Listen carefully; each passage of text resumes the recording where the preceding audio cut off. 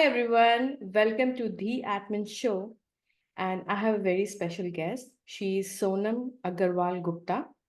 She is born and brought up in Nepal, and she completed her education in USA. And she has a very close connection with Indian culture as she is of the Indian origin. So, why don't you go ahead, Sonam, and complete the introduction before we begin our question and answer session? Hi, Anamika. Thanks for having me here. I'm very honored to be a part of this show, and I love the purpose that you have to share about the reason behind why we do what we do. I also have an 8-year-old son, so I would love to bring this knowledge and education in his life as well. Thank you. So my first question is, by the way, to our viewers, today we are going to talk about all the upcoming festivals of Indian origin. So my first question is on Makar Sankranti.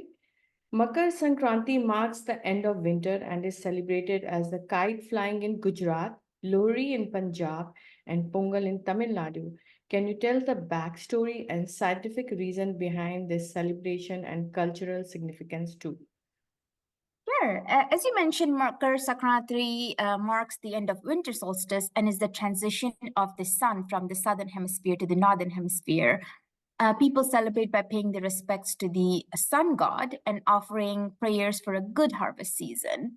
The scientific reason is when the sun transits from one zodiac, Sagittarius, to Capricorn, for a brief moment, it appears that sun is in two zodiacs. And that is kind of period of 6 to 7 hours.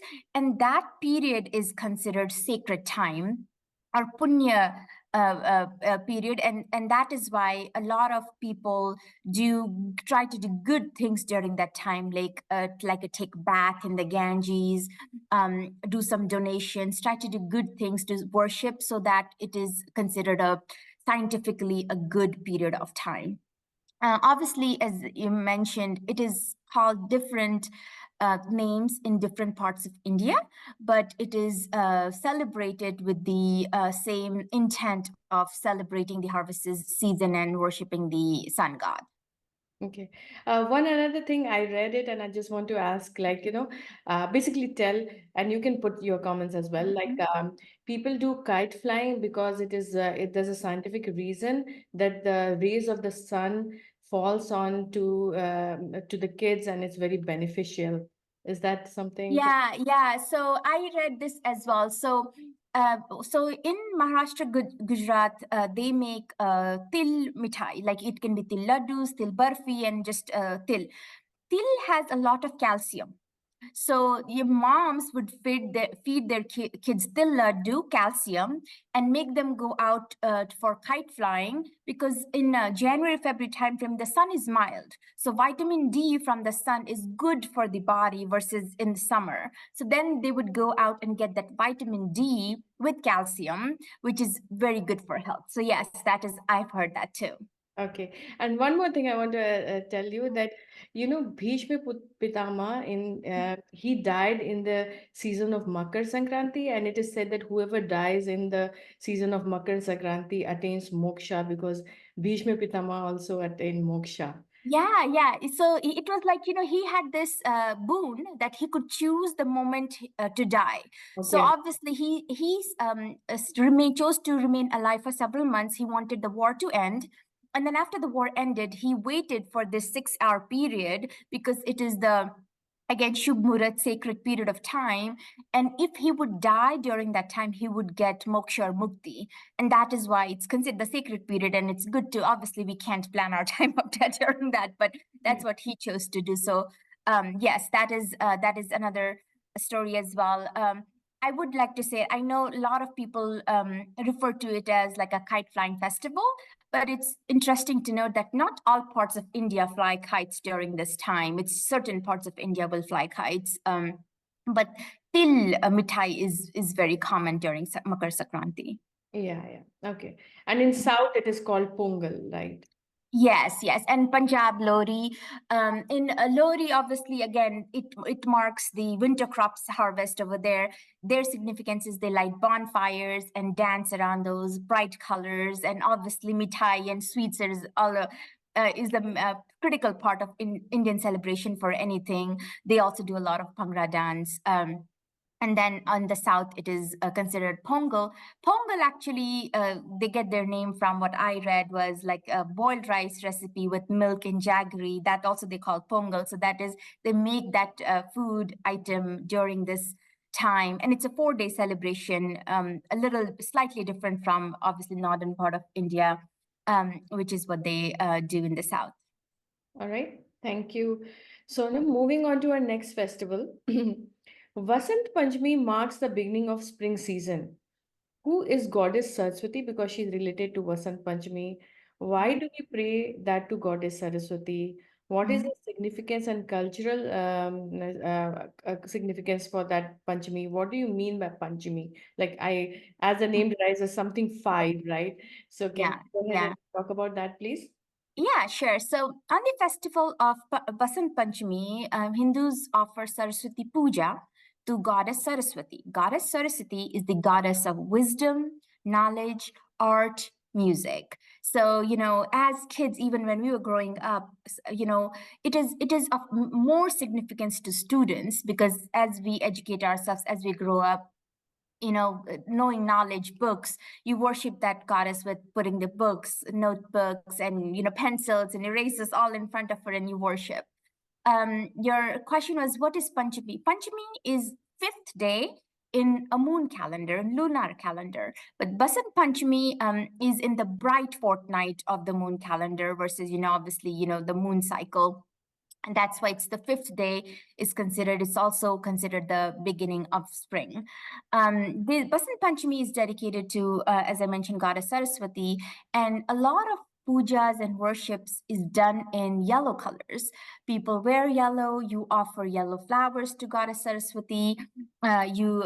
People even offer yellow sweets. Like they'll add saffron to it, to rice, to make it yellow.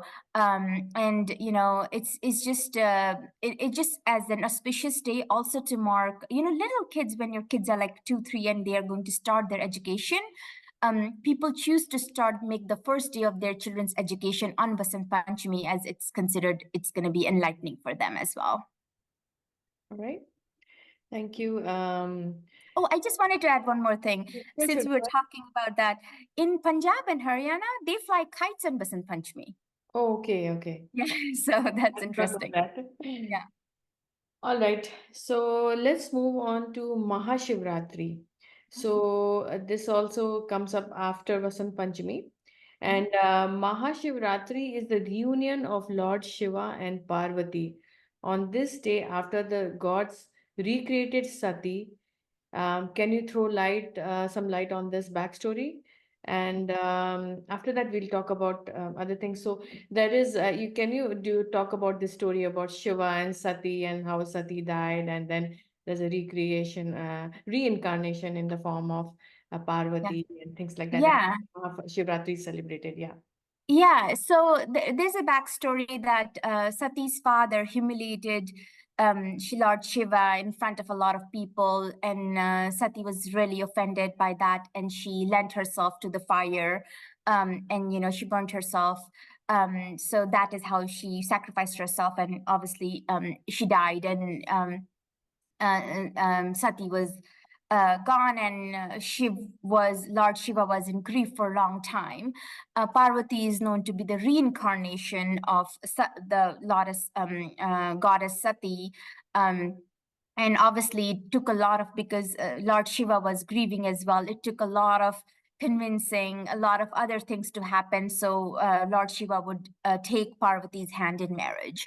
So that is one of the backstories, where it's considered that reunion of Lord Shiva and Parvati is the day Shivratri is celebrated. However, I also wanted to add is like that's one of the stories, but there are several backstories behind why Mahashivratri is celebrated, mainly because from if you read, nobody knows why Mahashiva, the origination of Shiva. So that's why there are several stories of why that is happening. One of them is when the Samudra Manthan was happening, and there was a poison came out of the oceans, vast ocean, and all the gods went running to Lord Shiva because the poison would have destroyed the world.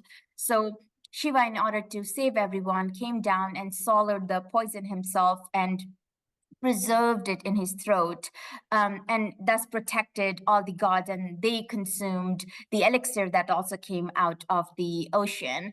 And kind of this is also the day they say that Lord Shiva did that, and that is why Mahashivratri is also celebrated. Okay. All right. So can you tell me what is Jyotirling and what is the scientific reason of celebrating Mahashivratri? So, Jyotirlinga, Jyoti is light and Linga is sign. So, Jyotirlinga is basically a symbol of Shiva, symbol of light of Shiva. So, it is, you could call an avatar of Shiva. There used to be 64 Jyotirlingas, 12 are the main, but, it is also said the day Sati lent herself to the fire, that day also, like the arousal of Jyotirlinga happened. So basically, Jyotirlinga is an avatar of Shiva, and we worship Jyotirlinga in Shivratri. Okay. So any scientific reason? These are the cultural and backstories, but any scientific reason that you know about Mahashivratri?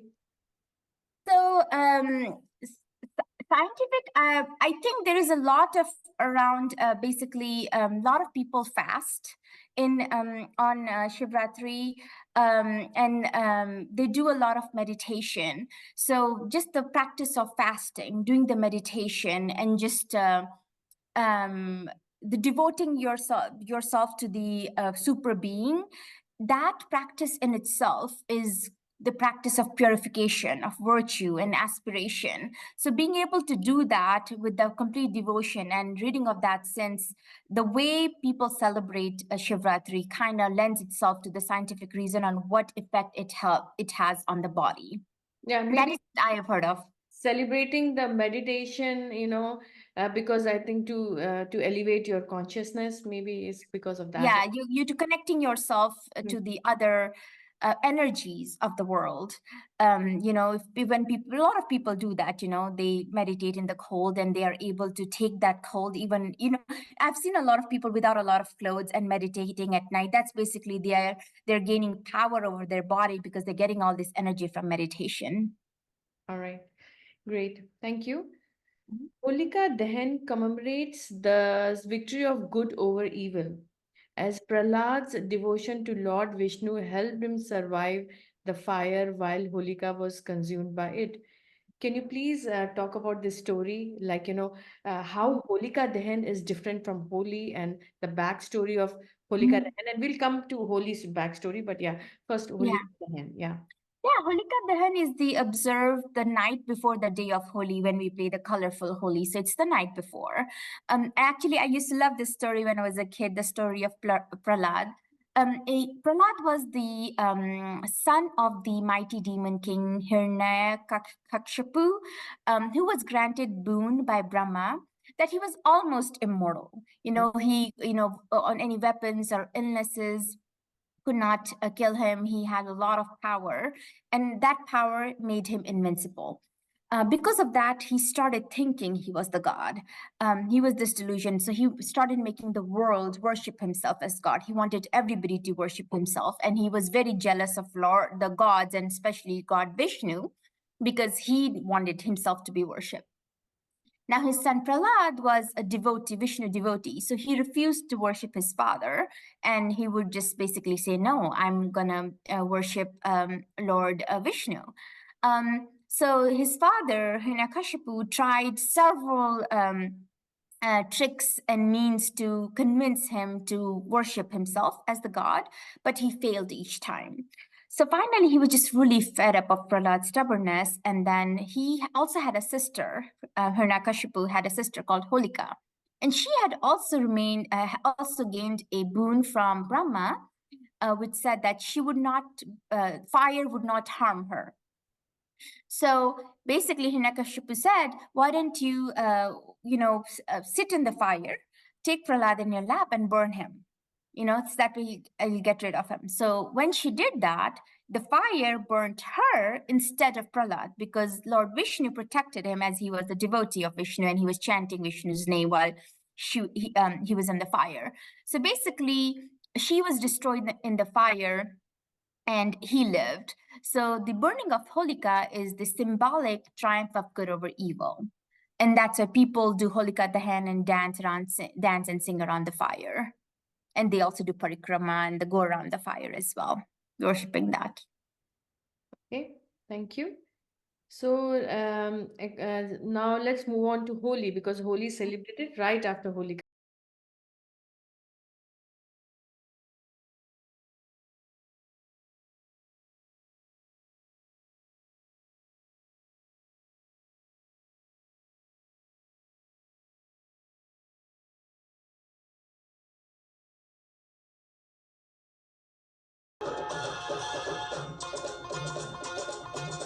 So, according to another legend, a young Krishna grew envious of Radha's complexion of skin.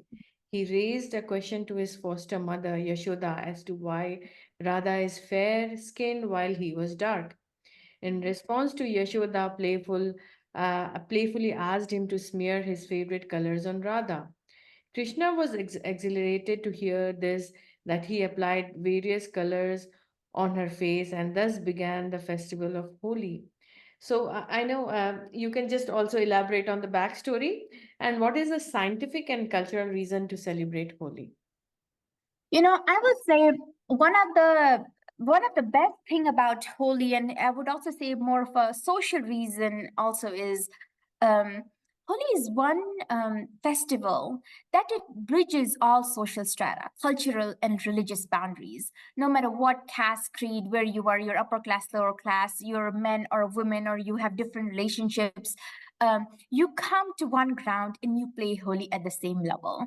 It is a great equalizer in festivals. So that's why I would say it is one of the most cherished and celebrated festivals of India. And it's a symbol of joy, of unity and love that has no language. And that is one of the greatest reason for Holi. Another backstory I wanted to give you, obviously there's the famous of Holi, and they do Ras Leela, and everybody, Krishna colors Radha and other gopiyas as well. And so that's what, it's a festival of love as well. That way men, women who like each other can confess their emotions as well with each other during this festival. Yeah, The other backstory is about, we were just talking about Sati and Lord Shiva. yeah. So when obviously Sati had died and Parvati had taken reborn Sati's new form, and she proposed to marry Lord Shiva. But he ignored her feelings. It was not that easy for her to convince him. Um, so Lord Kamdeva, who's the god of love, she took his help, and on that day, on the holy day Falgunashtami, he struck Lord Shiva with that arrow, love arrow, so that he would have these feelings towards her. And obviously Shiva was infuriated that he did that, and he opened his third eye and he burnt Kamdeva. And then his wife Rati came and he begged for forgiveness and he was sorry. And so, and he was brought back to life. Kamdeva was brought back to life from the ashes. And that is also where Holika Dahan is celebrated, and also the Holi festival follows. All right. Thank you so much. I really became knowledgeable. Hopefully, our viewers of the Admin Show will, get an insight on this one. So, before I let you go, do you have anything to say to my viewers of the Admin Show? Yeah, I would say, I mean, this is a great thing you're doing, Anamika. I feel like, please share these videos that you do in your channel with your friends, families, spread the knowledge. It is more about spreading the knowledge behind why we do what we do. The cultural significance will carry on through generations when people start understanding the reason behind it and not blindly just doing things year after year, because at some point they will die. So I love your mission, and I hope it continues. Please spread the word. Thank you. Bye. Namaste. Bye. Namaste.